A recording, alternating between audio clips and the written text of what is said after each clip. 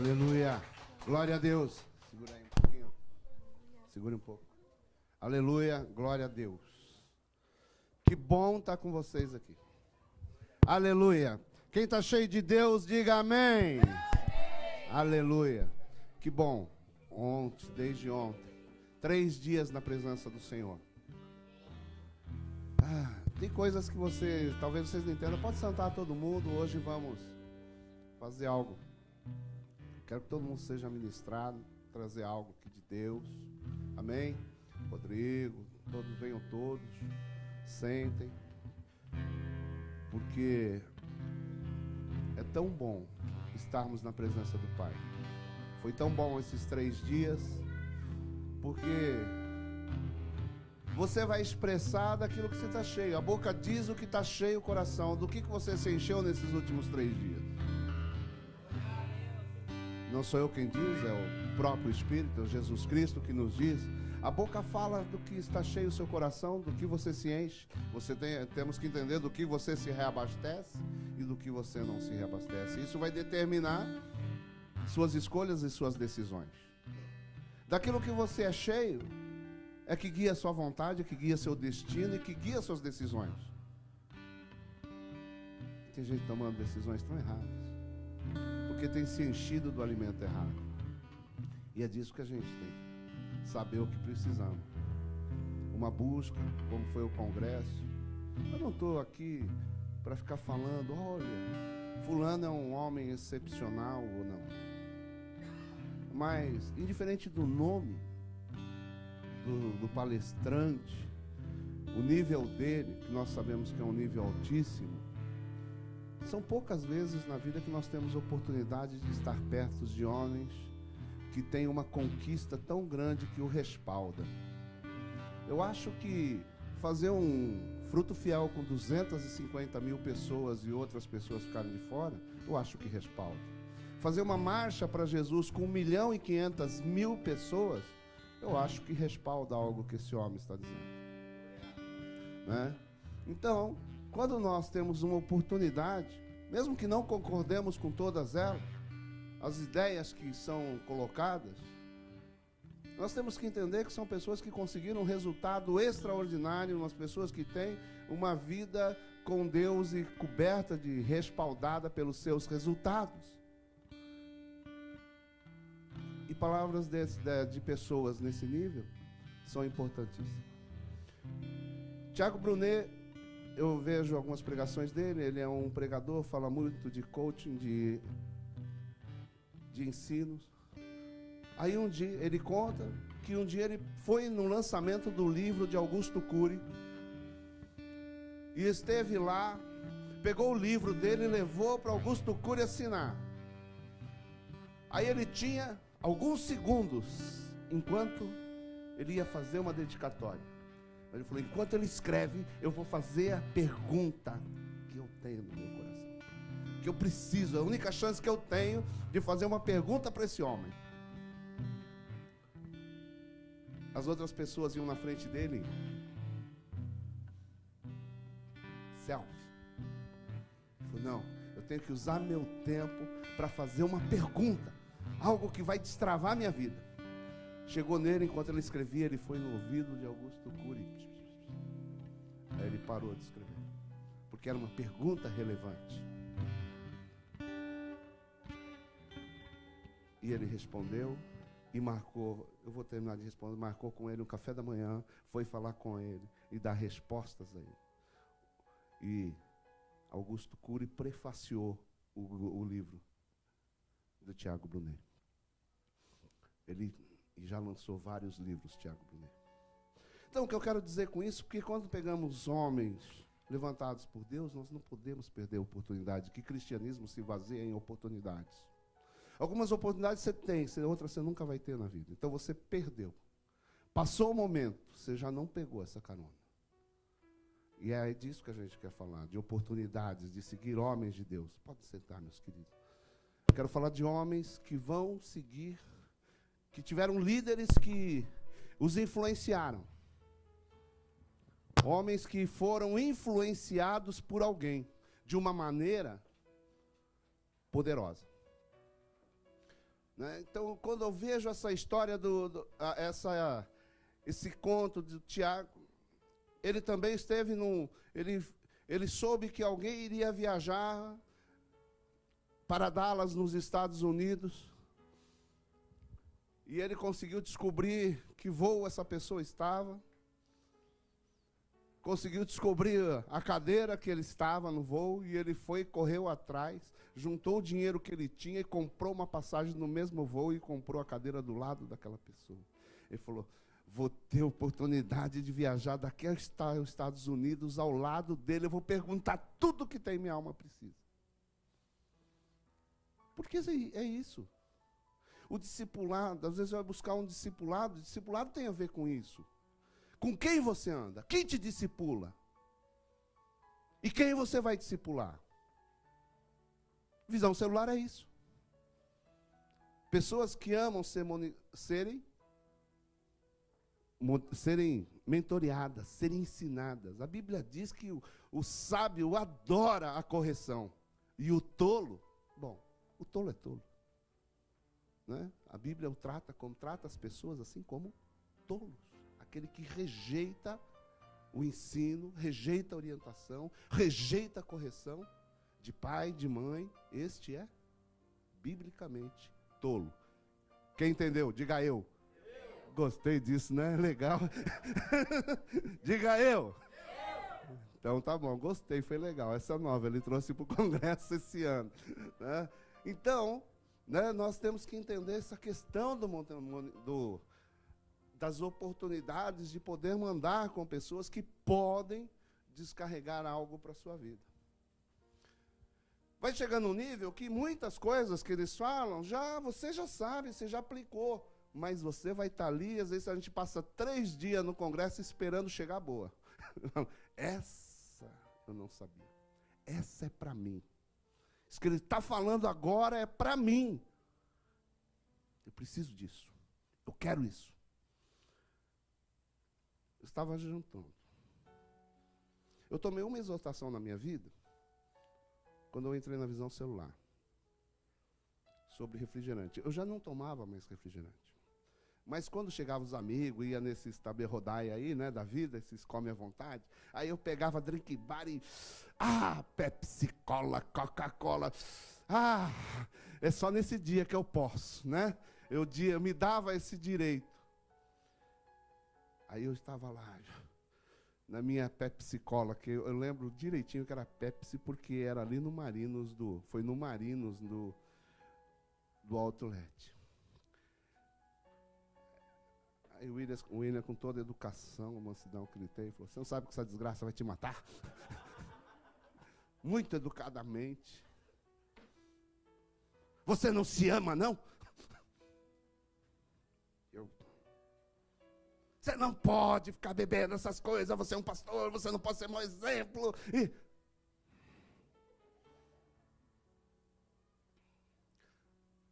Eu nunca mais bebi refrigerante. Falou assim, não só a Coca-Cola. Já que é para tirar, então é tudo. Aí quando ele toma refrigerante perto de mim, ele fica constrangido, né? Porque ele não toma só Coca. Aí ele fica constrangido. Você não bebe?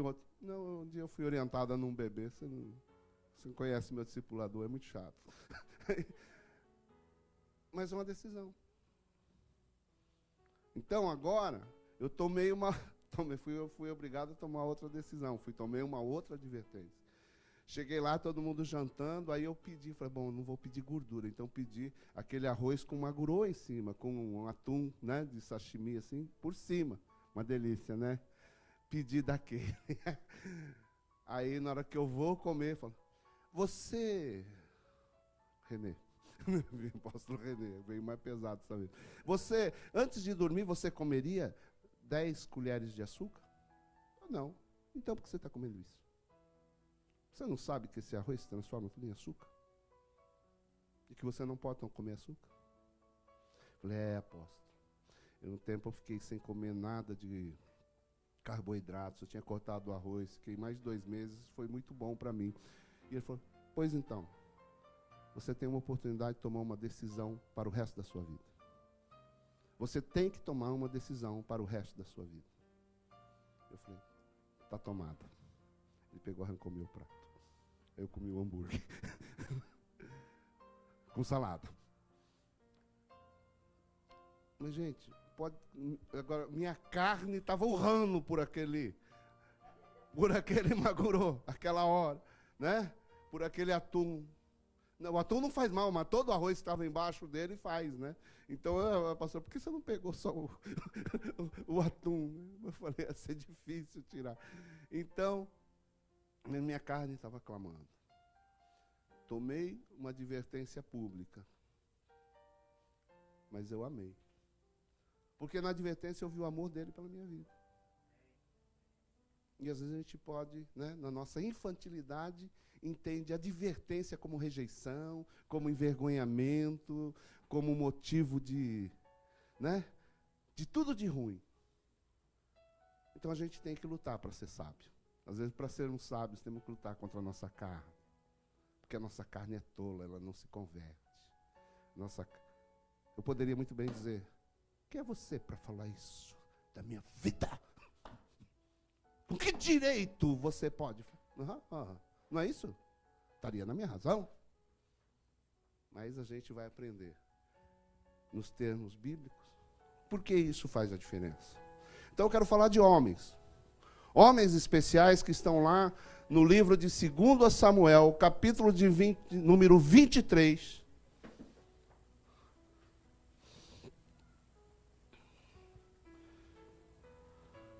O capítulo desse capítulo de 2 Samuel, capítulo número 23, começa dizendo assim. Todos encontraram? Então, mas Davi estava no final de sua vida, nesse momento, já um rei de conquistas, de grandes conquistas, tinha conquistado todos os reinos, era um homem, verdadeiramente um homem de sucesso, e no alto da sua velhice com seus cabelos brancos. Já havia feito e conquistado muitas coisas, quando chega aqui em 2 Samuel, capítulo número 23. Por que digo isso? Porque começa assim o texto. São estas as últimas palavras de Davi. Palavra de Davi, filho de Jessé. Palavra do homem que foi exaltado, do ungido do Deus de Jacó, do mavioso salmista, ou do maravilhoso salmista de Israel. O Espírito do Senhor fala por meu intermédio, e sua palavra está na minha língua. Ele vai estar falando nesse começo, porque nós vamos falar de uma... Deixem aberta a Bíblia, vamos continuar, também? Mas começamos a ver que é no final da vida dele, na sua velhice, diz as últimas palavras de Davi. Querido, imagine se você num leito de morte, sabendo que não tem mais 1 dia ou 2 dias de vida, e estão ali seus filhos. Você vai chamá-los e saber que é a sua última reunião com eles. Com certeza você não vai chegar ali nessa última reunião e contar uma piada. Você não vai ali contar uma historinha para que todo mundo fique alegre. Você vai trazer algo que vai ser uma chave para a vida dos seus filhos. Aquilo que é mais importante que você tem guarda na sua alma, você vai entregar para os seus filhos. Então, quando se fala as últimas palavras de Davi, nós imaginamos que ele está descarregando aquilo que é mais importante para que a nação entenda como elas devem prosseguir na sua caminhada. Ele começa a trazer a maior mensagem, a sua grande, última mensagem, para fechar com chave de ouro uma vida de conquistas. E aí quem que ele começa a falar? Disse o Deus de Israel, a rocha de Israel, a mim me falou.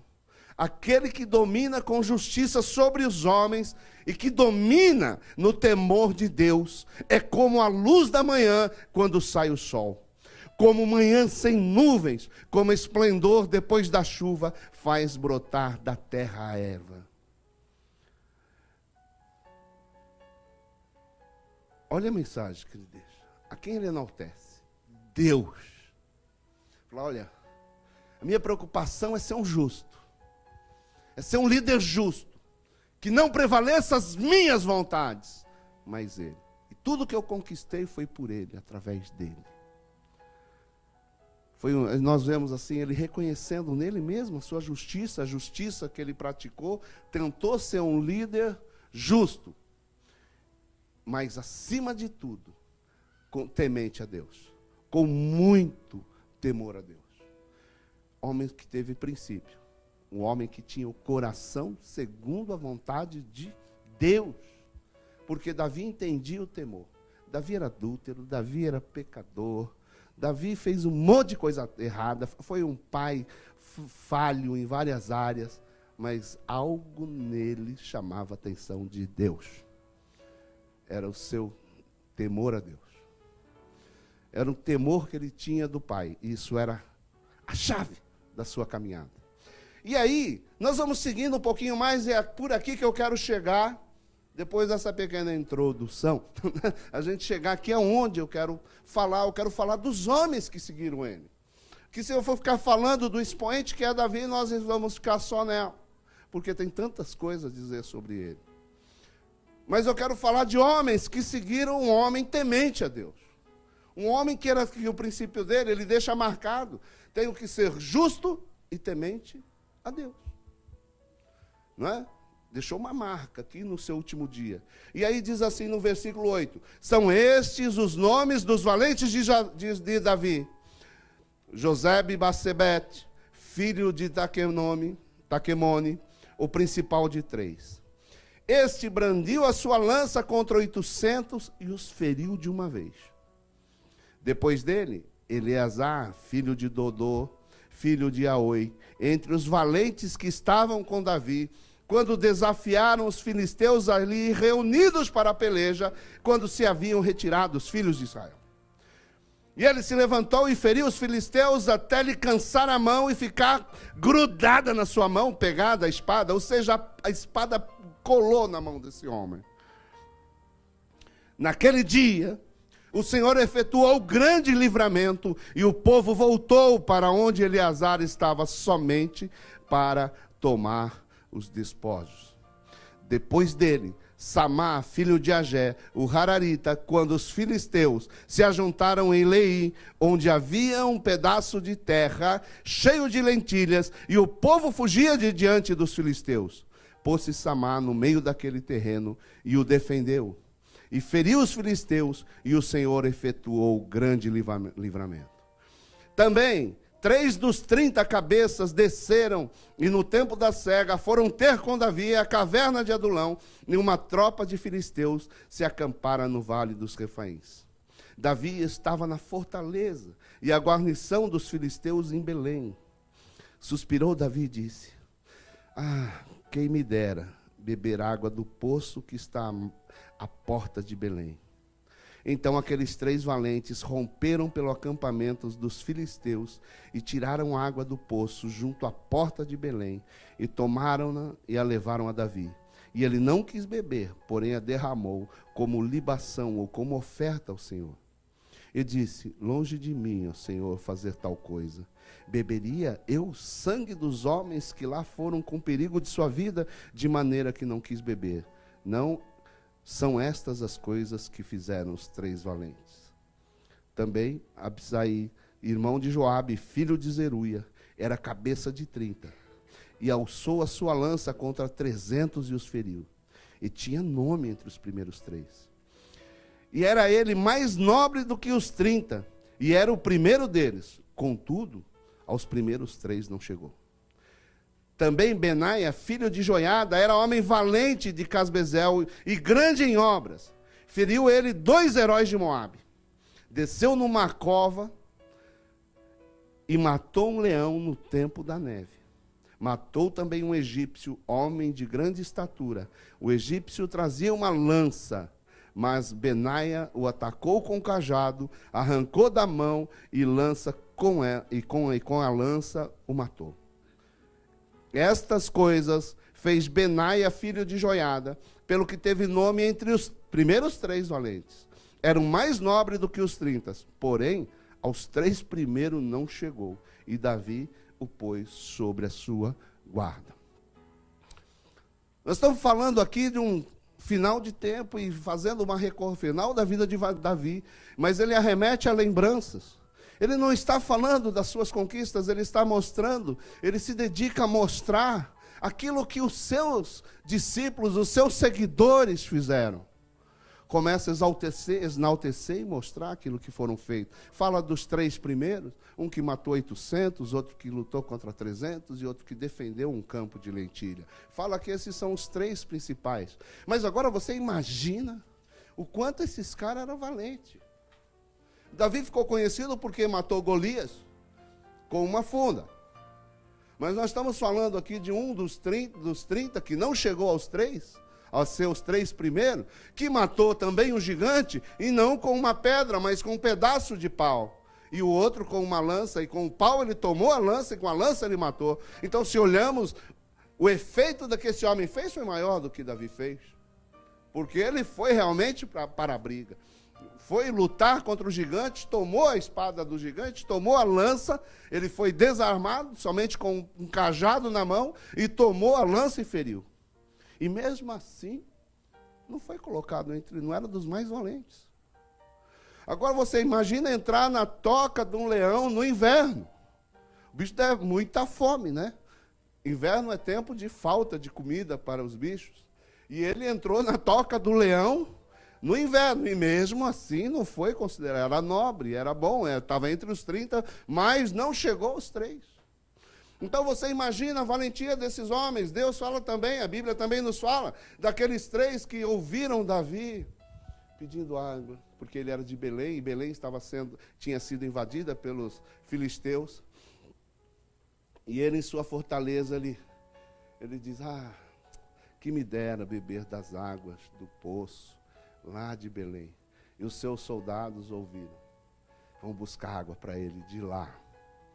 E eles entram, invadem a cidade. O que esses homens devem ter feito? Entrar na cidade dominada pelos inimigos. Imagina o estrago que eles devem ter feito para chegar lá, tomar a água e levar para Davi. Por um simples desejo do seu líder.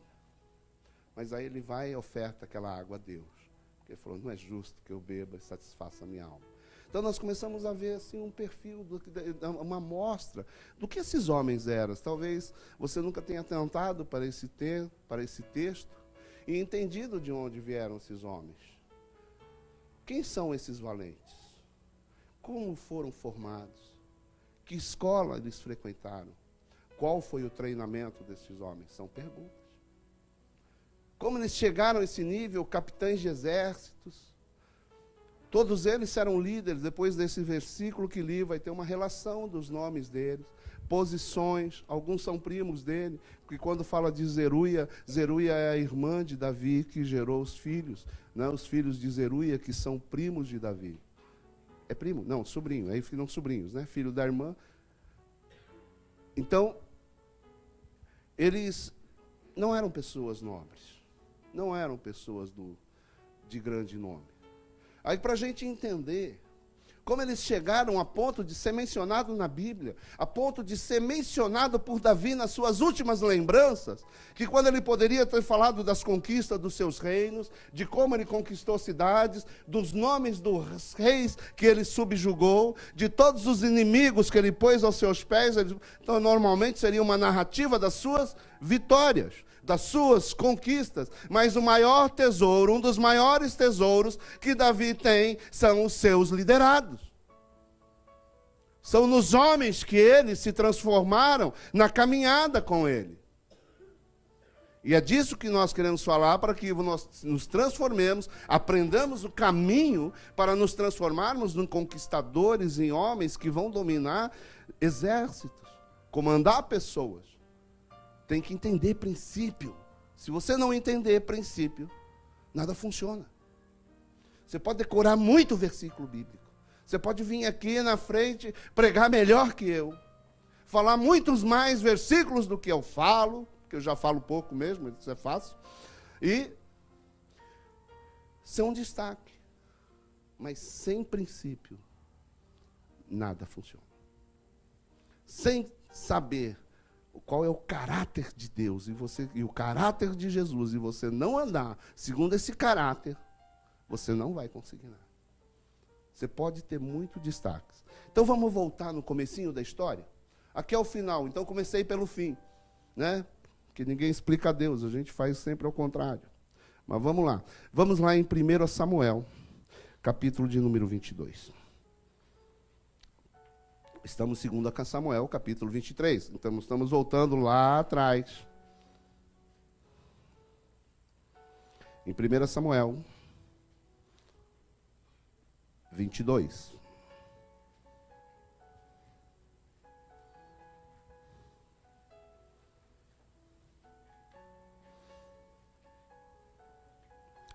Davi, no capítulo 21, está fugindo de Saul.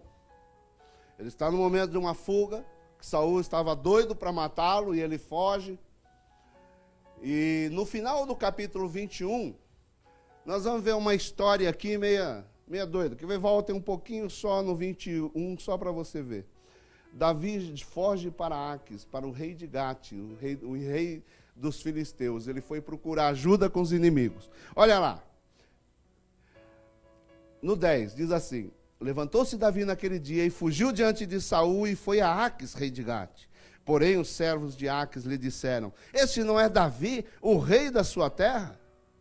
Não é este que se cantava nas danças, dizendo: Saul feriu os seus milhares, porém Davi os seus 10 milhares. Davi guardou estas palavras, considerando consigo mesmo, e teve muito medo de Aques, rei de Gate, pelo que se contrafez diante dele, em cujas mãos se fingia de doido, engravatava nos postiços das portas e deixava correr saliva pela barba. Olha o que Davi fez. Ele falou que esse rei vai me matar, que estão cantando que eu matava de 10 mil da turma dele. Esse cara vai, né? Passar foi-se em mim. Aí na hora que o rei chegou, ele agarrou nas portas. E babava, né? E o rei: por que vocês me trazem um maluco aqui? Manda esse cara embora. Se livrou. Quando a Bíblia fala que nós temos que ser astutos, né? Tem hora que a gente precisa saber dar uma de parede, ficar quieto. Quando a ofensa às vezes é muito grande, é melhor se fazer de parede, dar uma de louco, fazer que não entendeu, né? E evitar o conflito. Porque às vezes a sabedoria está em evitar o confronto. Porque tem confronto que se você encarar, você vai perder. Então é melhor saber que, né? Porque o inconsequente é cara, não estou nem aí, eu falo mesmo. Depois arca com as consequências, né? Mas depois diz: mas eu falei o que eu queria, azar seu. Né? É desse jeito, né? Volta para casa lascado, mas pelo menos eu falei. Né? As consequências vêm. Mas diz assim. Aí é o final do 21. Aí, no 22... diz assim, que Davi se retirou dali, fugiu, ele foi tentar abrigo com os filisteus, viu que o negócio estava apertado para ele, aí ele vai para o deserto. Aí ele vai para uma cidade chamada Adulão e tinha uma caverna, existe uma caverna lá, dizem que eu não fui, mas eles falam que é enorme o negócio, é uma coisa assim que entra, não é? Quando você fala uma caverna, a gente imagina um buraquinho, não, é algo muito grande, entrava cavalos, entrava tropas lá e se perdiam, e diz que eram muitos túneis, muitos caminhos, que muitas pessoas se perdiam naquele lugar e nunca mais se achavam. Porque era cheio de armadilhas, caminhos sem saídas, era uma infinidade de túneis, não era somente uma caverninha, era algo muito grande. Tem as pessoas que visitam falam que é algo muito grande. Então, ele entra ali, e Davi retirou-se dali, e se refugiou na caverna de Adulão. Quando ouviram isto, seus irmãos e toda a casa de seu pai desceram ali para ter com ele. Ajuntaram-se todos os homens que se achavam em aperto, e todo homem endividado, e todos os amargurados de espírito, e ele fez chefe deles, e eram com ele uns 400 homens.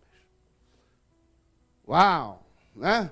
Uns homens, nós começamos vendo homens maravilhosos, homens chamados de valentes, heróis da Bíblia. Mas nós temos que entender de onde veio esses sujeitos. Para que Davi Olhe para eles e sinta orgulho a ponto de mencionar na sua biografia. Mencionar nome por nome, um por um. Porque o grande rei, será que ele precisava disso? Honrá-los no final da sua caminhada? Porque cada um deles são pedras preciosas para um líder. Todos eles são pedras preciosas que foram transformadas. Homens diferentes. Olha as características que dão desses homens. Olha a característica do que a Bíblia dá. E ajuntaram-se a ele todos os homens que se achavam em aperto. Aperto, qual nas outras Bíblias deve estar aí? Aflição, amargura, outra aflição deve estar aí. Não é? Quem tem uma outra definição? Qual a outra? Hã? Em dificuldades, né? Homens aflitos, com problemas, pessoas com problemas, cheios de problemas. Outro, desgostosos, né? Descontentes. Olha os adjetivos dados para essa primeira categoria de homens que chegaram ali.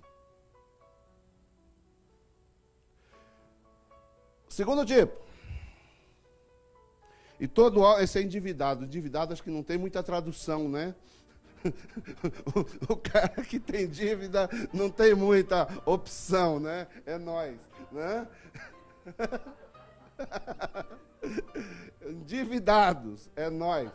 Não tem muita tradução. Dívida é dívida em qualquer lugar do mundo. Nem no original, no hebraico e nem no grego. Quem deve, deve. Né? Não tem muito que fugir.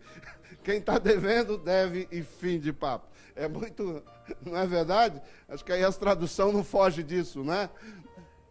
Angustiado, tal, apertado, isso muda, né? Cada língua tem um jeitinho melhor para explicar, mas dívida é dívida, tem que pagar. Então, os endividados, e que mais? E os amargurados de espírito. Então, as pessoas estavam pessoas destruídas nos seus sonhos, pessoas destruídas no seu lado financeiro, na vida normal, e destruídos espiritualmente.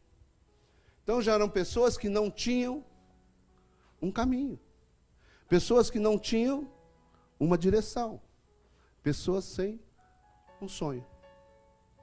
O que nós, líderes, temos e queremos e sonhamos é implantar um sonho dentro de você. É implantar aquilo que eu creio em vocês. Eu creio na vida eterna. Primeiro princípio. Aí tenho que te ensinar a viver em direção à vida eterna. Que quando você não consegue largar algumas coisas terrenas, você não está vivendo pela eternidade. Você não aprendeu a viver pela eternidade. Aí entra a gente. Porque pela nossa carne a gente vai viver. Depois da primeira fase eu decido sobre a eternidade. Não é verdade? Quando chegar lá eu resolvo. Não, não vai resolver lá, você tem que resolver aqui. Quando, né, a gente sempre acha que vai adiar a mudança. Não, agora não é a hora. Agora é disso, agora é a hora daquilo. Não, a hora é agora. As horas das mudanças na sua vida é agora. Suas decisões vão determinar onde você vai passar a eternidade.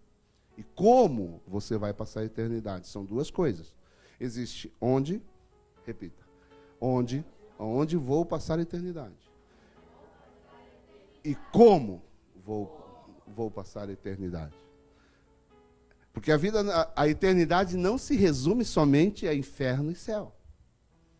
Até se você ler o livro do John Bevere, ou ouvir as ministrações dele, do Vivendo pela Eternidade, e tem o livro Vivendo pela Eternidade, ele vai te mostrar que até mesmo no inferno existem níveis diferentes. Existem níveis diferentes no inferno, como existem galardões e posições diferentes no reino do céu. Lá não vai ter argumento. Vai ter o grande juiz que vai dizer: aquilo que você fez e fim de papo. Aquilo que você falou e pensou não conta. Porque o homem vai ser medido pelos seus atos, vai ser medido pelos seus resultados e pelas intenções do seu coração. Vai ter pessoa com muito resultado que também não vai ter nada, porque a intenção do coração estava equivocada. Então, no dia do grande julgamento, isso haverá para nós. Mas os líderes servem para isso, e Davi era um grande líder. Davi foi reconhecido, foi escolhido por Deus para liderar o povo. Então ele pega o que tinha de pior naquele tempo. Pessoas já repudiadas da sociedade, pessoas que não tinham sonhos, não tinham futuro, não tinham uma visão, e Davi foi como a estrela da manhã, a alva da aurora para aqueles homens, para que eles pudessem olhar e vislumbrar uma nova oportunidade, uma nova chance de mudar uma vida. Eles tinham Deus porque o povo judeu nasce falando de Deus, cresce aprendendo o Alcorão. O Alcorão, não estou tanto judeu na cabeça. Né? O Pentateuco, cresce aprendendo as palavras, né? A Torá deles. Então eles não tinham problema de acreditar em Deus, mas eles tinham um problema de acreditar em si mesmo e acreditar que existe uma saída. Essa era a questão. Não se fala da fé deles, mas se fala de como eles se sentiam em relação a eles. Então é esse o exército que se formou. É esse nível de pessoas que ele pegou. E a igreja, eu imagino que é uma caverna de Adulão. Tem gente que vem muito boa, com muitos talentos, com muitos dons, com muita capacidade, não bebo, não fumo, tô tudo certinho, né? São as exceções. Mas para esses também o peso é maior. Para esses aí, para se converter, é mais difícil, né? Porque a Bíblia diz aquele que pouco deve, né? É pouco agradecido, aquele que muito deve é muito mais agradecido. A gente tem dificuldade com pessoas politicamente corretas. São os mais difíceis da gente administrar na igreja. Né? É verdade. Porque há pouca gratidão. Há pouca gratidão. Então, quando há pouca gratidão, há pouco empenho, há pouco tudo. Mas tem as pessoas que realmente são curadas, saradas, né? Como que vêm e se entregam e realmente absorvem toda aquela a cultura que veio de sua casa, e quando se converte a Jesus se tornam umas bombas atômicas, fazem misérias aqui, ganham gente, falam de Jesus e tal, né? Não existe um plano, assim, mas eu digo assim, a maioria dos que devem pouco são pouco agradecidos, porque se acham politicamente corretos. Né? E a igreja não é politicamente correta. Deus não é politicamente correto. Deus não age assim. Deus escolhe aquilo que não é para confundir os que são. Ele escolhe as coisas loucas do mundo para confundir os sábios. É assim que ele faz. Vai pegar o tranqueiro e o politicamente correto vai ficar aí, sem virar nada. E o tranqueirão, aquele que você falava, Deus não vai salvar esse. Amém, né? Diga amém, fala, eu sou esse. Amém. É esse que Deus escolheu salvar. Amém? E nós vamos aí nos transformar num exército que quer mudar essa nação. Sonhar com um sonho de conquista. Imagina, Davi numa caverna, fugindo do rei, com uma promessa de que ele seria rei. Uau! Você acreditaria num rei desse? É difícil. Perseguido pelo exército do rei, o rei doido para matar ele, sozinho. Quando você vai olhar no capítulo 21, ele não tinha nem o que comer e não tinha nem uma espada. E vai um exército de 400 homens, porque acreditaram nesse líder. Porque viram em Davi retidão. Porque viram em Davi honestidade. Porque viram em Davi temor a Deus. E porque viram em Davi um propósito. Mas um propósito com princípios.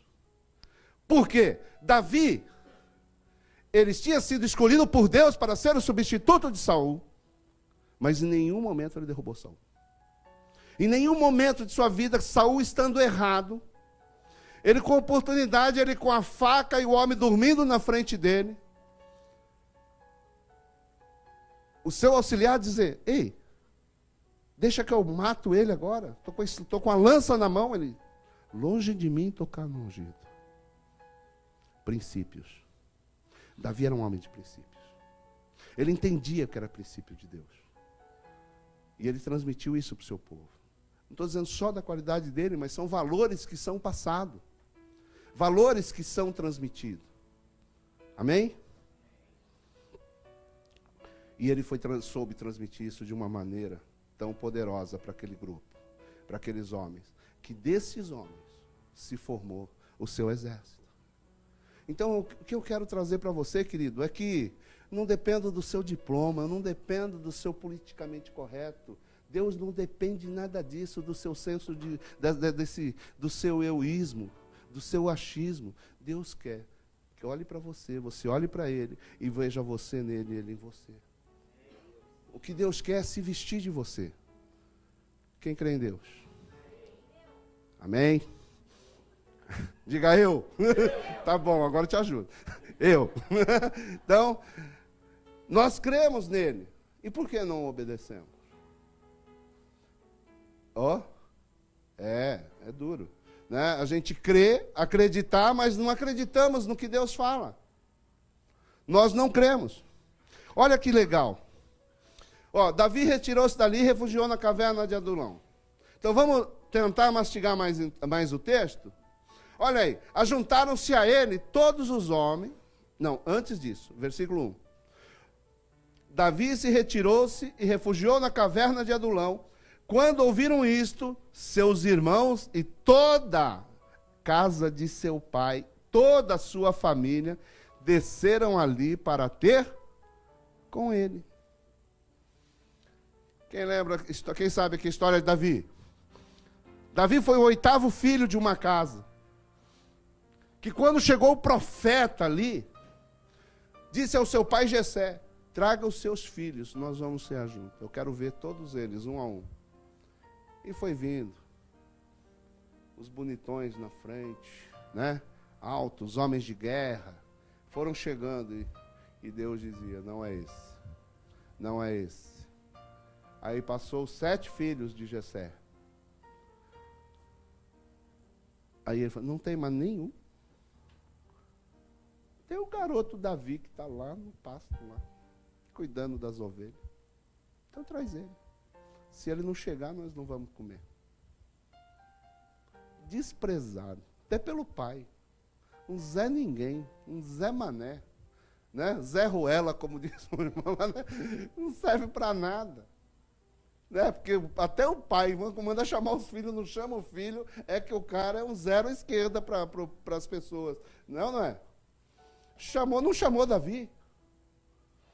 Aí quando entrou lá, o menino franzino, ruivo, que aí fala que ele é ruivo, porque todo mundo era morenão, e ele era vermelho, né? E chega ali, fala, é esse. Deus fala, é esse. E unge esse menino. Desprezado. A outra passagem que mostra a família dele é quando ele era entregador de marmita para os irmãos. Os irmãos na guerra, soldadão, ele ia lá levar queijo, levar agrado para os capitães, para não deixar os irmãos num lugar muito ruim da guerra, né? Não esquece não, estou mandando queijo para você, aí cuida bem dos meus filhos. Mas Davi era um entregador de marmita. Virou alguma coisa depois que acertou Golias, né? Começou a aparecer. Mas era desprezado, era um nada. Mas a gente vai vendo o que Deus pode fazer com a pessoa. Né? Quando a gente vê o testemunho que ouvimos do apóstolo René, mesmo falando diante de suas famílias, diante dos seus irmãos, ele como irmão mais novo, orientando os mais velhos, e na família dele, os irmãos se transformaram em pastores. Pastor Israel, o irmão caçula que ele fala, é pastor Israel, amigo do pastor Israel Ribeiro, né? que também estava querendo vir aqui mês 6, mas acho que não vai dar porque os preços da passagem subiram muito. Mas a gente vai marcar outra data, né? Então, Davi, esse sujeito, que não era nada. E, de repente, a história muda, e agora você vê, o rei vai perseguir Davi. óbvio, vai matar a família inteira. Naquele tempo, quando mata um, mata a casa dele. Agora você vê o pai, a mãe, os irmãos, que eram todos mais velhos que ele, porque ele era o caçula, foram ter com ele. Foram buscar proteção com Davi. Deus pega o improvável. Deus pega o mais fraco e pode transformar no mais forte. Nós vamos ver no princípios, família unida. A despeito de tudo, a despeito do chamado, a despeito da beleza do chamado de Davi, família aparece em primeiro lugar na sua fuga. A família foi ter com ele. Eu acho tão lindo. Ontem à noite eu lendo, eu falei, meu Deus, nós ouvimos tanto de família, nós ouvimos tanto falar de família nesses 3 últimos dias, não é? Do valor, do poder da família, do poder da unidade. Casa dividida não prospera. Nós temos obrigação de orar pelos fracos, de ajudar os fracos da nossa casa, porque a casa se divide em fortes e fracos. Essa é a realidade. Você está na igreja, você é forte. Você está fora, você é fraco. Então, os que são fortes, fortifiquem os fracos. Não o contrário. Né? Dê conselho ao fraco. Não receba conselho de fraco. Você é forte. Fraco não pode te apoiar. É assim que funciona o negócio. Porque se você recebe apoio do fraco, você vai ficar fraco. É assim que funciona. Né? Então, vamos lá. Levar princípios dentro da sua casa. Retidão e firmeza. Tem princípio de submissão? Sim. Mas a Bíblia diz também, importa a mim obedecer a Deus, e não aos homens, quando se refere às coisas de Deus. Mas dentro da sua casa você continua sendo esposa, dentro da sua casa você continua sendo filho, dentro da sua casa existe uma ordem, e existe coisas que você deve obedecer. Mas no que tange a Deus, eu ouço Deus. Amém? São princípios que não podem ser quebrados. Tá legal? Princípio de autoridade dentro da sua casa. Junta a família. O que ele faz? Pega o seu pai e sua mãe e vai levar lá no território do inimigo, lá na terra de Moabe, aparentado, né, que são filhos de Ló. Leva eles lá e vai pôr os pais em segurança. Proteção. Olha a preocupação. Olha os valores de Davi. Falou, estou na guerra, posso morrer a qualquer momento, posso ser pego a qualquer hora. Mas meu pai e minha mãe estão protegidos. Ei, você veio para o Japão, como é que está lá a sua casa no Brasil? Como é que está a sua mãe? Como é que está seu pai? Ei, é você que é a cobertura deles. É responsabilidade sua. Estou falando da parte espiritual e estou falando da parte financeira também. Não adianta só orar e o pessoal está passando fome. Temos que dar ajuda. Temos que dar ajuda. Nós estamos aqui, você está na terra que mana leite e mel. Amém? 10 mil você pode gastar num almoço bem bonzinho aí. Mas 10 mil faz toda a diferença lá no Japão, no Brasil. 10 mil você sustenta uma família o mês inteiro. Não falta o que comer, pelo menos. Então, e a gente pode gastar isso numa refeição aqui. Não é verdade? Numa saidinha a gente gasta 10 mil. Como está a sua casa? Davi tinha preocupação com seus pais. Prioridade dele. Estou na guerra. Mas meu pai e minha mãe eu vou colocar em lugar seguro. Ei, é Deus falando com você. Amém? E nós começamos a entender algumas coisas aqui. Eu ainda estou parado em Davi, não cheguei ainda nos valentes. Sabe por quê? Porque Davi já estava numa posição segura. Ninguém atacaria ele ali, porque tem outras passagens que ele foi caçado, diz que Saul entrou dentro da caverna para se aliviar, né? Então, entende. Número 2. Foi lá e ele ficou desprovido de sua armadura, e Davi estava ali, espionando dentro da caverna. Ele estava seguro, relativamente seguro, as pessoas não desconfiavam que ele estava lá, ele estava protegido. Mas, diz a palavra de Deus que veio o profeta e disse a ele, deixa eu ver aqui, a passagem aqui para olhar para o esboço. E diz o profeta que o profeta chegou o profeta Gade, chegou a ele e disse que era para ele não ficar na fortaleza, que era para que ele saísse dali. E ele foi para a floresta e Saul ficou sabendo, e Saul ficou doido para ir pegar ele, convocando o povo. Sabe, outra coisa que eu aprendo com Davi é essa questão da obediência a Deus. Uma coisa é você não querer se submeter a pastor, a nenhuma autoridade humana. Problema seu. Né? Agora, você vai ter problema, né? Que a Bíblia diz, quando você não se submete a ninguém, a nenhuma autoridade, principalmente dentro da sua casa, quando você não honra pai e mãe, porque é o primeiro mandamento com promessa, a Bíblia está dizendo que você não tem direito à vida longa. Para que tudo te corra bem e tenha vida longa, honre seus pais. Né? Então, quando você não obedece, você já está correndo o risco de que as coisas não corram tão bem, a despeito de você fazer tudo certinho e o seu final ser triste e curto. Amém? Então, a gente tem que pensar nessas coisas aí, nesses princípios. E aí, o profeta manda Davi sair. Cara, eu fico pensando, você está num lugar seguro, você está no seu lugar seguro, no lugar de que tudo está bom. Eu falo isso base por mim, gente. Porque, olha, eu já mudei tanto. Eu mudei sem precisar. Eu estava numa casa de 7 cômodos, fui mudar num cômodo de cozinha. Está tão bom aqui, gente. Né? Quem visitou a outra casa? Né? Turma antiga, todos esteve lá, né? Shimoyama. Era uma maravilha. Era ótimo. Mas Deus manda eu entregar a casa. Eu falei, meu Deus, agora o senhor fala com ela, porque a coisa é brava. Convencer o homem a sair do conforto da casa, a gente não é tão apegado. A mulher é mais, não é verdade? Então eu falo, Deus, fala com ela. Aqui comigo tá resolvido. Mas a gente mudar lá para Shimoyama, lugar que tinha barata, era sujo, tinha tudo de ruim lá no começo, gente. Para mudar lá para Higashiome. Mas Deus mandou. Deus mandou, vocês viveram esse milagre, Deus mandou a gente vir para Minakut. Que garantia nós tínhamos que ia dar certo? E tivemos que entregar primeiro. Enquanto não entregamos, não abriu a porta, não foi?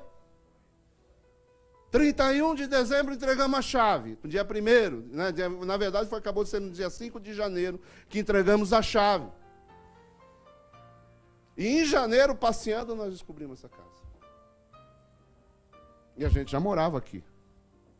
Não foi? Mas como?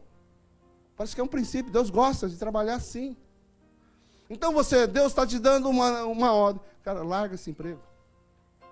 Ei, seu tempo, Deus irá para Dani e falar, Dani, seu tempo lá na NSK acabou. Por quê? Está tão bom, é tudo que eu queria. Deus se enganou. Avisa para ele que ele se enganou. Não é por aí? Quando a gente não quer? Então, quando você age dessa maneira, vamos analisar? Vamos pensar junto?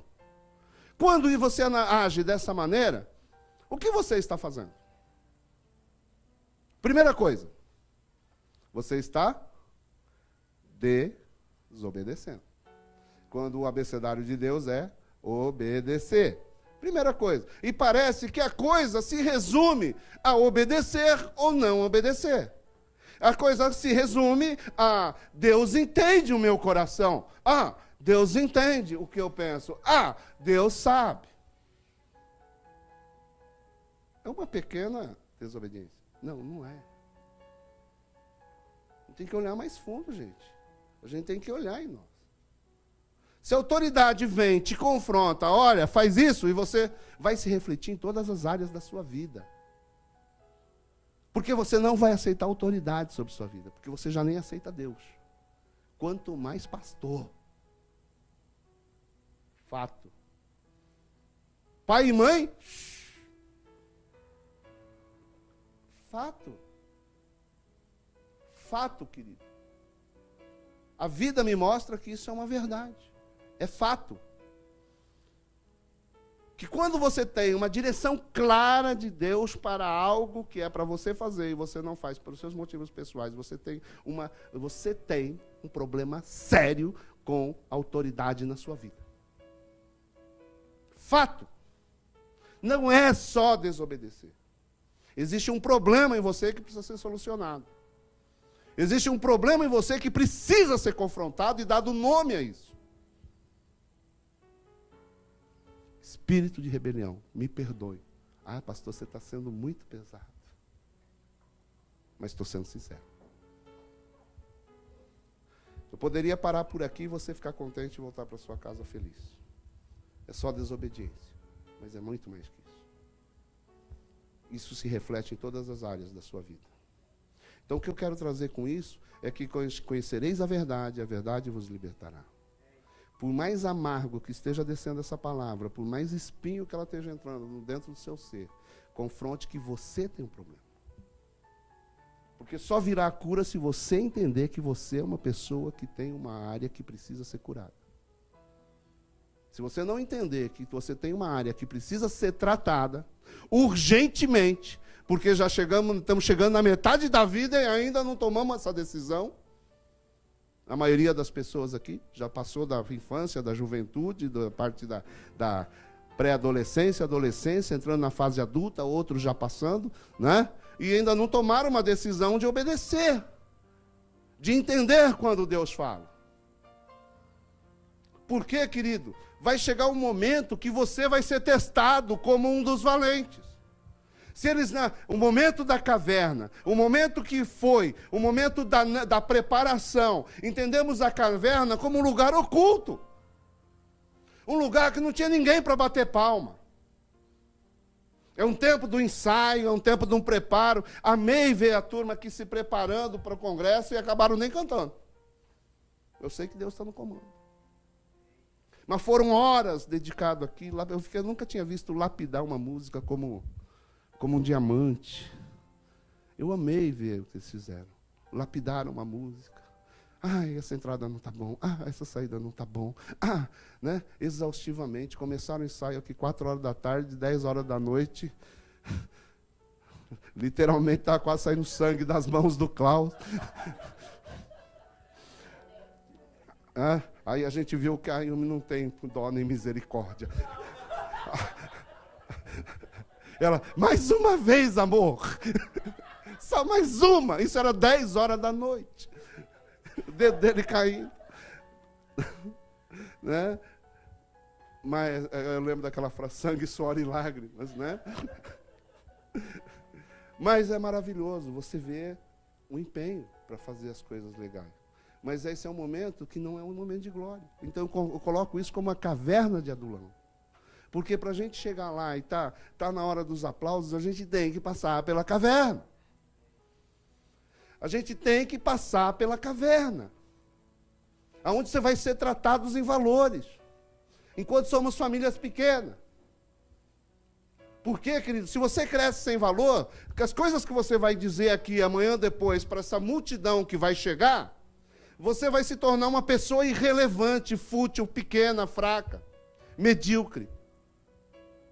Porque queremos preparar homens que sejam chamados valentes, que vão fazer essa frente, que vão influenciar uma geração, ser capitães de pessoas, mas não chegar homens medíocres, com ideias medíocres, pensamentos medíocres, que não soma nada para ninguém.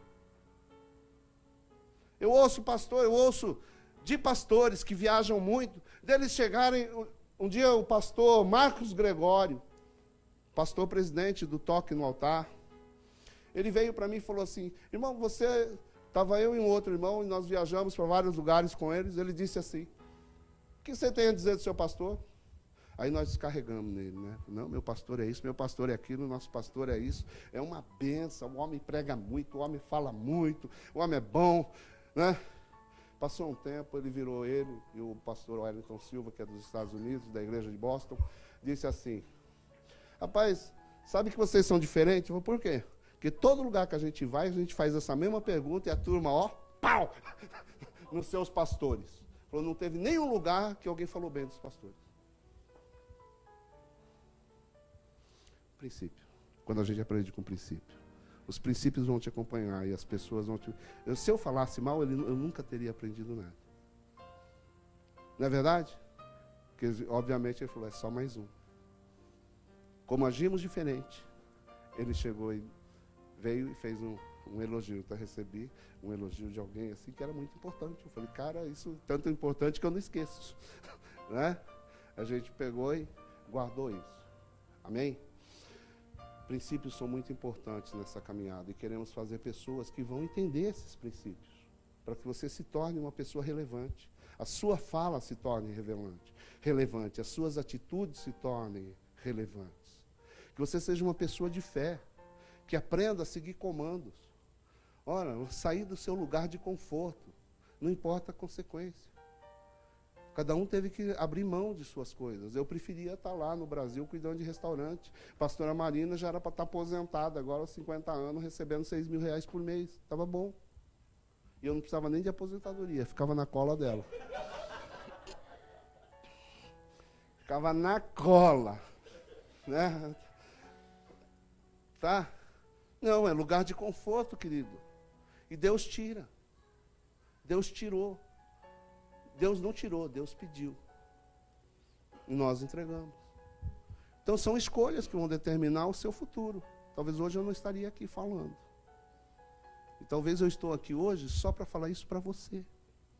Talvez eu termine essa pregação e Deus me recolha, dizendo, cara, você cumpriu o meu objetivo, seu objetivo na terra, que era para fazer a diferença na vida de Silvio, na vida de Rodrigo. Essa palavra entrou no coração deles e a partir de hoje eles vão se tornar outra pessoa. E você pode subir, o seu trabalho está bem feito. Amém, aleluia, obrigado. É disso que a gente fala. Tem um propósito, eu não sei onde é o final da minha caminhada, mas eu tenho certeza que o dia de hoje está escrito na eternidade para que faça, já está escrito no livro do Pai, para que essa palavra venha ao seu coração e possa fazer diferença na sua vida amanhã. Que não estamos aqui brincando de ser crente, eu não estou aqui para ser religioso, ensinar um bando de religiosos, que vem aqui buscar a minha mão, uma imposição de mão, um tombo no chão, tudo isso é legal, mas não é isso, nós queremos transformação. Queremos uma mudança radical na sua vida para assumir territórios, conquistar coisas. Cara, se você veio aqui no Japão para conquistar carro e casa, pronto, já conseguiu, pode ir embora. É muito rápido. Se você quer conhecer Deus, você nunca vai conhecer Deus na profundidade e na essência, enquanto você não abrir mão dos seus lugares de conforto. Porque o que Ele tem para você é maior e melhor do que você já pensou ou imaginou. Porque nós construímos fortalezas, como Davi estava numa fortaleza e ele abriu mão dessa fortaleza e foi para campo aberto. Ele escolheu ser uma pessoa diferente. Eu não cheguei até os valentes. E o tempo acabou.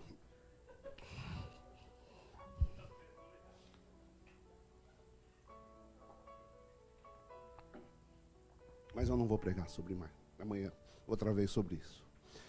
Quando nós voltamos ao texto inicial, nós vemos um homem chamado Samá. Samá, o valente de Davi, ou Chamá, diz que ele se plantou no meio de um pedaço de terra, cheio de lentilhas. Um terreno, um tambor. É tambor ou tambor? Hã? Tambor. Tá vendo? Você estava falando errado. Aprenda o japonês, vocês ouviram ontem. Isso aqui mistura isso com a cultura. Não tem que ficar falando errado, não.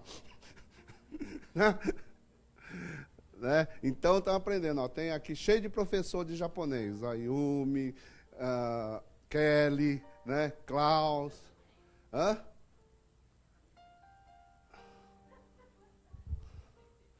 Então,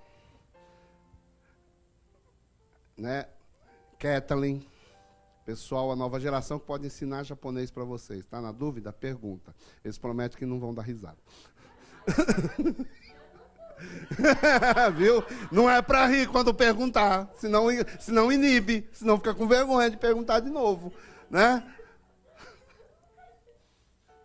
né? Bacalhau, essas coisas não precisa ensinar, aprende sozinho, né? Arroz, tal, isso aí é fácil, né? O pessoal aprende, né? Sozinho. Da idiopo também não precisa tradução. A gente aprende. Tá bom? Então, queridos, que tem... Aí fala de Samar, esse homem, que parou no meio de um campo de lentilhas. Chegou porque veio os filisteus, que é a imagem do cão na nossa vida. Eles só vêm no período de colheita. Você pode ver aí que de uns 2 meses para cá estão batendo nas portas, evangelizando, vindo gente mandada do Brasil só para evangelizar. Está gravando, eu não vou falar o nome das outras coisas. Então, mas eles vêm bater na porta de casa.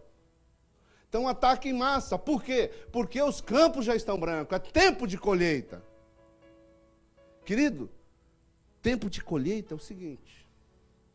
Sai todo mundo para colher. Você para de fazer o que está fazendo e vai colher. O diabo está fazendo isso. O diabo entendeu que é o tempo da colheita no Japão. E é o tempo de nós sairmos. Porque ele quer roubar aquilo que já foi plantado, já está pronto para ser, já foi cevado e é recolher. E nós temos essa obrigação. Esse Samar, ele vinha assim, cara, cevamos, trabalhamos, fizemos tudo, agora é a hora boa, os caras vêm e tomam tudo. Então estavam todos fugindo. Mas ele se indignou, parou no meio e falou, vou para o fight. Vou brigar. Sabe, o que define o covarde e o valente é você vencer o medo. Porque ele estava fugindo também. Mas ele se plantou, falou, não, eu vou vencer meu medo. Eu vou lutar pelo que me pertence. Isso aqui é meu, é pouco, mas é meu. Pode não valer nada, mas é meu. Cara, eu não sei o que estão querendo roubar de vocês. Mas é você que tem que tomar uma atitude firme e forte e falar, não, você não vai roubar o que é meu. Você vai ter que me matar, você vai ter que me destruir, você vai ter que me arrebentar, mas eu não vou entregar. Não é o tamanho da conquista que diferenciou os chamados outros, mas a sua ação, a sua atitude. Porque se fosse questão de valentia, até o cara entrou lá para mamar no leão na época do inverno. O que o cara tinha que fazer dentro de uma caverna? Mas o cara foi lá. O cara matou 300, mas mesmo assim não recebeu o mesmo nome que ele.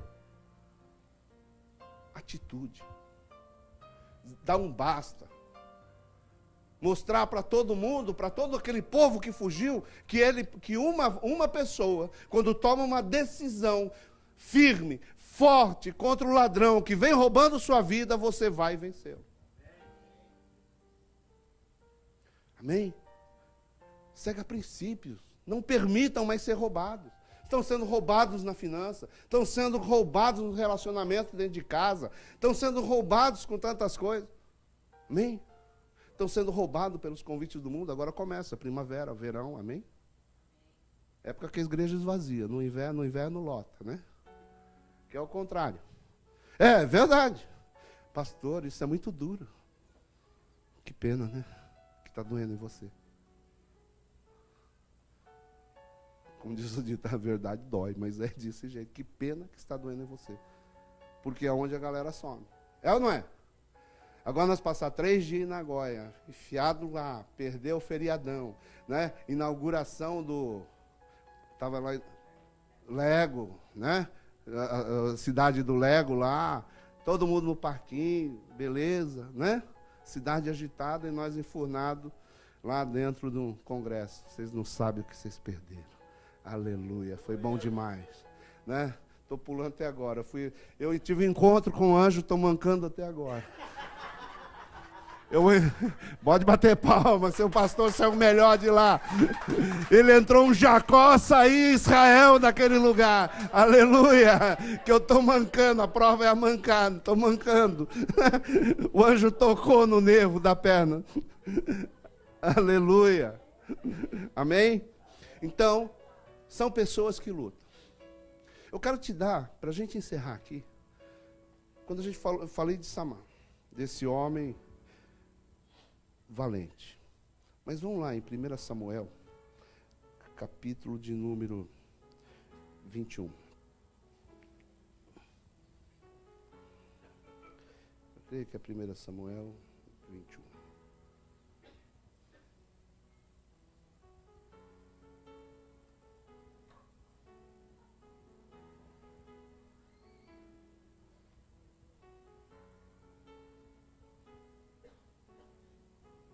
Não.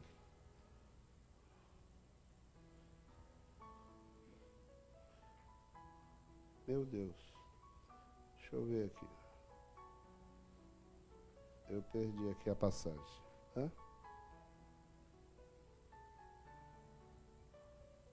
Não. É outra coisa. Sumiu aqui. Deixa eu ver.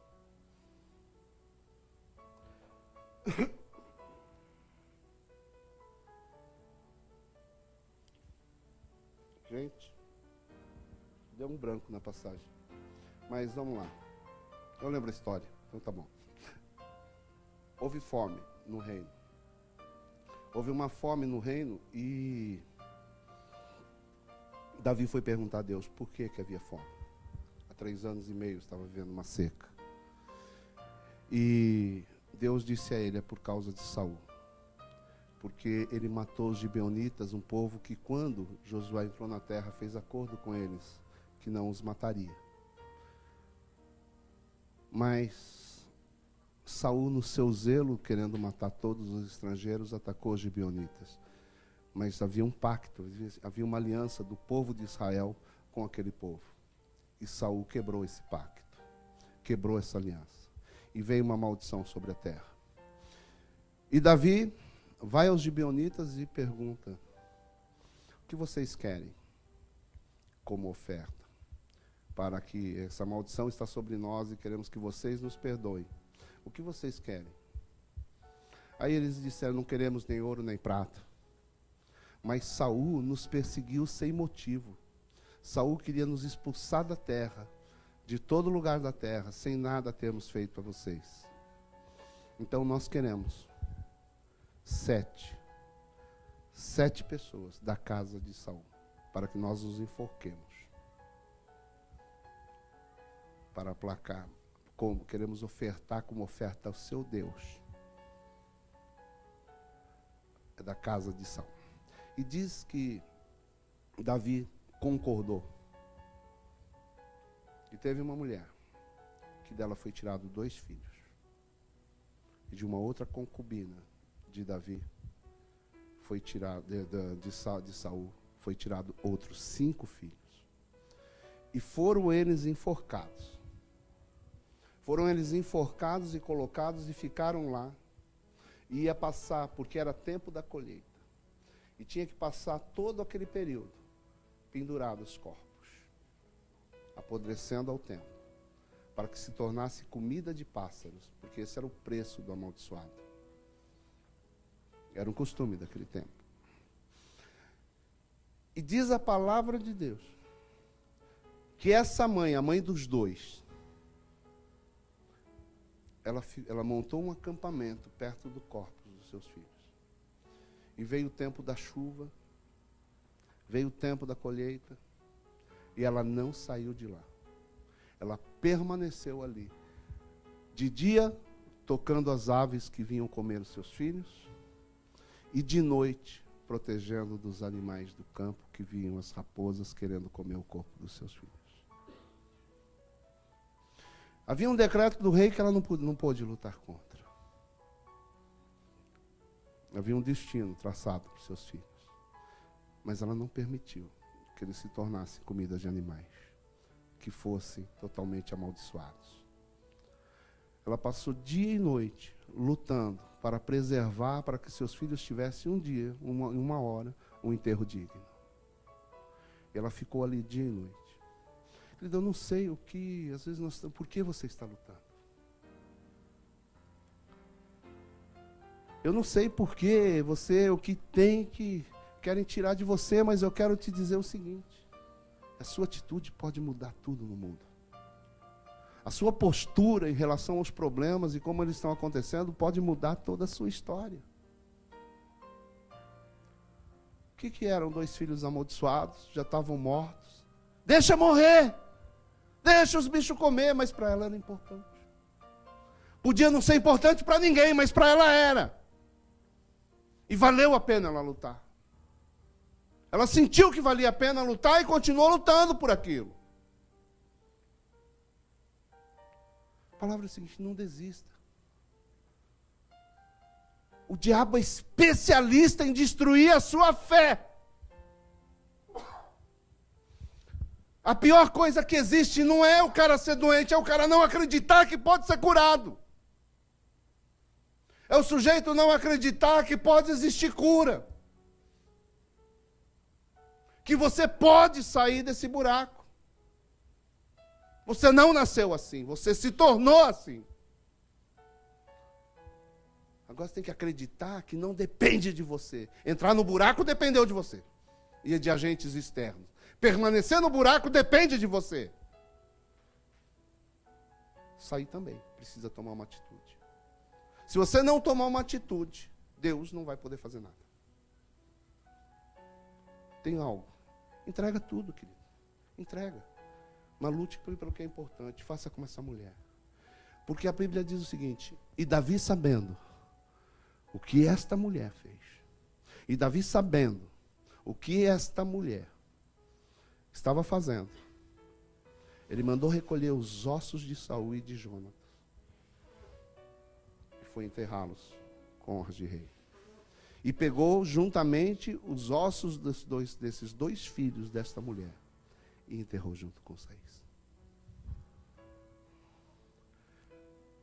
Mudou um destino, mudou uma história, mudou o coração de um rei.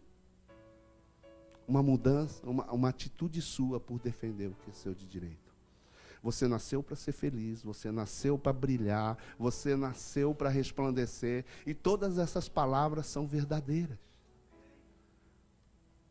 Basta você acreditar. Se você acreditar nas suas impossibilidades, as suas impossibilidades vão vencer. Você tem que entender o que você tem que passar a acreditar. Com razão, com sentido ou sem sentido. Você vai ser feliz. Como? Não sei, mas Deus sabe. Larga esse emprego. Por quê? Não sei, Deus sabe. Muda de casa. Por quê? Não sei, Deus sabe. Isso me basta.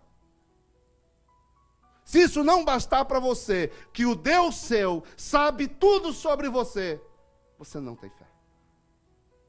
Você é apenas um religioso. Está vindo aqui esperando uma oração milagrosa minha. Que a unção de Deus desça e recaia sobre você e você saia aqui como um valente de Davi. A unção já está sobre você. Falta você acreditar. Falta você tomar posse e encarar de frente todos esses demônios que afligem sua alma, seu espírito, seu pensamento todos os dias.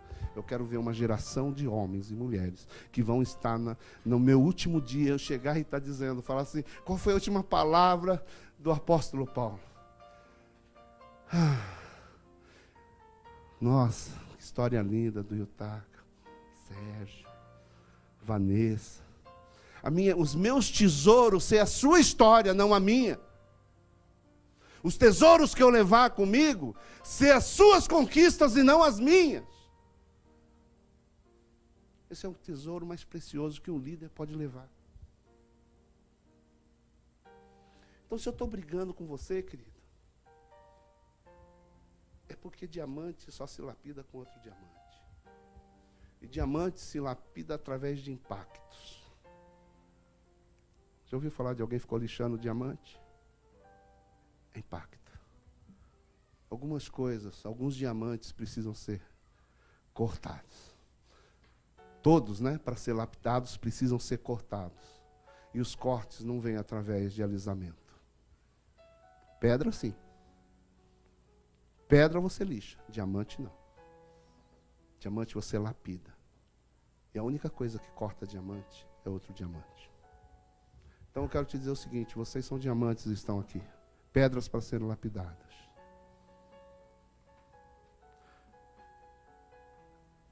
Você se submeter ou não, não é a minha autoridade que vai fazer você submeter. É a sua escolha. As suas escolhas vão decidir seu destino. E aquilo que você é o que a sua casa vai ser.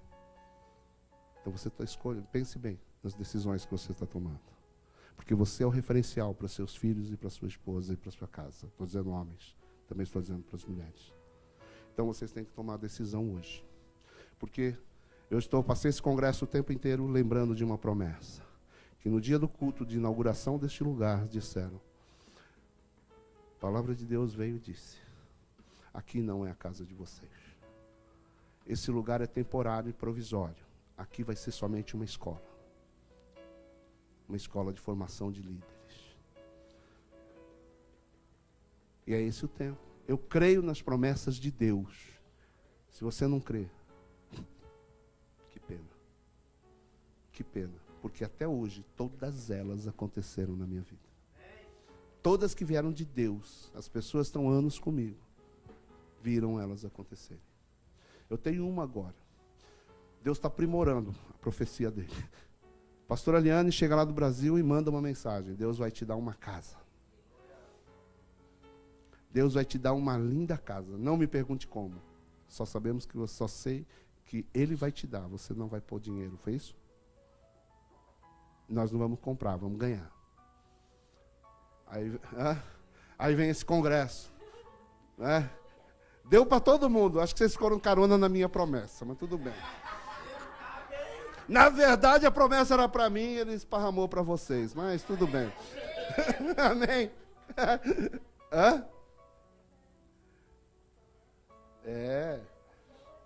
Tá bom? 50 anos, tal, né? As promessas acontecendo. E aí vem outro profeta lá no congresso e fala assim, durante a oração, eu fechei meus olhos e vi um terreno. O terreno era assim, formato assim, uma casa aqui, outra lá, não tinha muitas casas em volta. Tinha 2.000 metros quadrados. Opa, está aprimorando o negócio aí, né? Já começou a dar a planta do terreno. 2.000 metros quadrados, num lugar meio isolado. Mas já falou, Deus mandou dizer que esse é o terreno que Ele vai dar para você. Eu falei, aleluia. Agora eu não lembro se tinha terreno em casa. Ele falou casa, né? Mas ele não falou como era a casa, mas ele falou como era o terreno. Eu falei, então, aleluia, 2.000 metros quadrados, já estou... Né? Já estou falando, pastor, vamos comprar tudo para casa nova. Nós vamos para casa velha agora, mas vamos comprar tudo como se fosse para nova, porque a promessa de Deus está chegando, porque eu creio. Então, um de vocês, querido, sonhe, acredite, creiam das palavras proféticas lançadas nesse congresso, porque o congresso serve para isso, é te dar direção, te dar rumo, te dar uma palavra que vai direcionar os seus passos por esse ano. Ele vem como profeta de Deus para dar uma direção para a gente. Não é gostar ou não gostar do estilo. Não tem a ver com isso. Tem a ver pelo que ele libera. Ele tem uma unção de prosperidade? Tem. O homem anda de avião particular dele. Você vê, né? A igreja dele, ele mandou 21 membros embora. 21.000 membros embora. Porque estava ocupando muito espaço, estava gerando confusão. E Deus encheu de novo a igreja dele. Ele falou, não façam isso. Mas ele mandou ficar nas congregações e não irem mais na central 21.000 pessoas. Você sabe o que é isso? Né? O dia que a gente conquistar 21.000 pessoas no Japão, nós estamos, meu Deus. Né? Um exército. E o dele é só na igreja dele. Então, nós tem uma unção. Quero dizer com isso que existe uma unção, sim. Né? Pode ser criticado, muito isso, muito aquilo, mas nada disso não se consegue só pelo esforço humano, não. Pode ser contestado, pode ser dito um monte de coisa ruim dele, que é dito, sabemos disso, não é novidade, mas Deus continua honrando ele e acredito nessa unção que tem na vida dele, para ele liberar uma unção para cima de vocês. E liberou uma unção de prosperidade. Creiam. Creia que você recebeu e você a tem. E caminhe com ela. E vençam. Amém? Quem aqui ganhou uma casa? Né? Não, eu não ouvi você falando, Vanessa. Eu ouvi você levantando a mão. Digam, eu? Yes. Inteligência emocional e... Quem lembra? Vocês estão mal, hein? Pelo menos eu guardei 2. Yes. Né? Inteligência emocional. O S eu não lembro. Tá bom? Então é isso. Tá? Guarda essa palavra no seu coração. Não vou estar orando por ninguém hoje. Cota. Tá? Então nós vamos fazer a Santa Ceia, começar esse vida pós-congresso, né, querido? De maneira tremenda. Outro dia a gente volta a pregar sobre os valentes de Davi. Só queria dar uma passada para vocês, de mostrar alguns personagens que talvez vocês não conhecem, que são muito pouco falados. Mas são pessoas muito importantes nessa história, como foram os homens de Davi.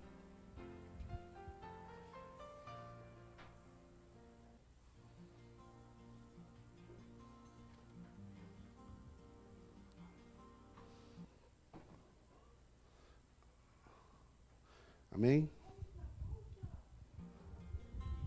Deus Pai, que o Senhor possa abençoar esse alimento, esse pão que representa o seu corpo de Cristo, meu Pai, crucificado na cruz pelos nossos pecados. Senhor, esse é o